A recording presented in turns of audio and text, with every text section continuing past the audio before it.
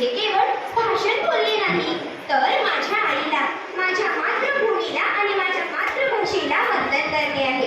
आपण सारे एका साक्षी भावाने येथे जमलेलो आहोत. आपण साक्षी आहोत ते संतांच्या ओवीची, शिवबांच्या तलवारीच्या धारेची आणि संत ज्ञानेश्वरांच्या ओंजळीतून सांडलेल्या अमृताची. हीच अमृताची ओंजळ म्हणजे आपली माय मराठी. माझ्या आजच्या वक्तृत्व स्पर्धेचा विषय आहे अभिजात मराठी, माझी जबाबदारी. माननीय श्री पंतप्रधान नरेंद्र मोदी यांच्या अध्यक्षतेखाली आणि श्री रंगनाथ पठारे यांच्या नेतृत्वाखाली समितीने सादर केलेल्या अहवालाला 3 ऑक्टोबर 2024 रोजी मान्यता मिळाली. म्हणजे या दिवशी मराठी भाषेला अभिजात भाषेचा दर्जा मिळाला. मित्रांनो, मला सांगा, आईला प्रेम करण्यासाठी सरकारी दर्जा लागतो का? नाही. मग मराठी भाषेला अभिजात भाषेचा दर्जा मिळणे हे शासकीय यश असेल. पण तिला जिवंत ठेवणे, तिची सेवा करणे हे प्रत्येक लेकरांचे धार्मिक कर्तव्य आहे. ही जबाबदारी कागदपत्रांवरची नाही, तर ती प्रत्येकाच्या रक्तात आणि श्वासात भिनलेली आहे. मित्रांनो, मराठी भाषा ही अभिजात आहे याचा अर्थ ती काळाच्या कसोटीवर सिद्ध झाली आहे. पण प्रत्येक महान वस्तूला जतन करण्याची गरज असते. अभिजात मराठीची खरी ओळख ही केवळ शासकीय कागदपत्रांमध्ये नाही, तर ती आपल्या रोजच्या वागण्यात आणि आपल्या मनात रुजलेली असली पाहिजे. त्यासाठी सर्वात पहिली आणि मोठी जबाबदारी ही आपलीच आहे. ती म्हणजे आपल्या घरात मराठीला सिंहासन देणे.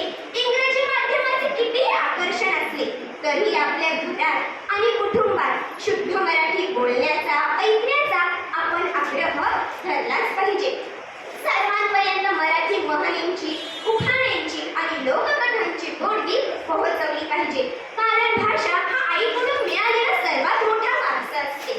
त्याचबरोबर आपली जबाबदारी आहे की मराठी साहित्याशी जोडले जाणे.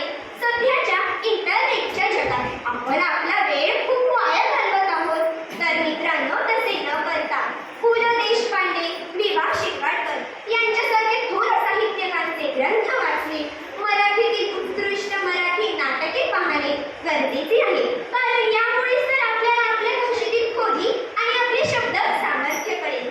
आपणच आपल्या मराठी भाषेचा अभिमान बाळगला पाहिजे आणि शक्य असेल तिथे, मग ते शासकीय कार्यालय असो, बँक असो की आपले दुकान, दैनंदिन जीवनात तिचा वापर केलाच पाहिजे.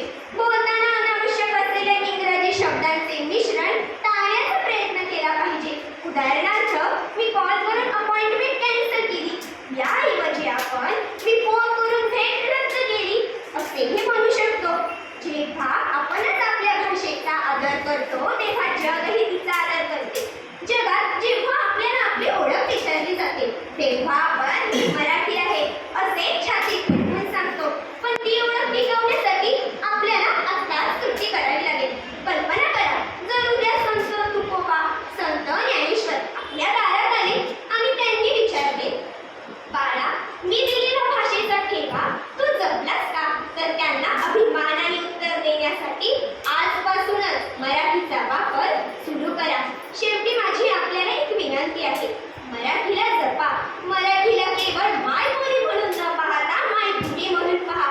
आपल्या घराचे, मनाचे आणि महाराष्ट्राचे हृदय मराठीत राहू द्या. मराठीतच बोला, मराठीचे वाचन करा आणि मराठीचे लेखन करा. बोली तरी तर चाले, त्याची वंदारणे पावले. ही संतवाणी सांगते की कृती महत्वाची, पण आज कृतीसोबतच मारी जपण्याची वेळ आली आहे. मराठीचा हा अनमोल ठेवा, हा अभिजात वारसा, याची जबाबदारी कोणाची? मित्रांनो, मग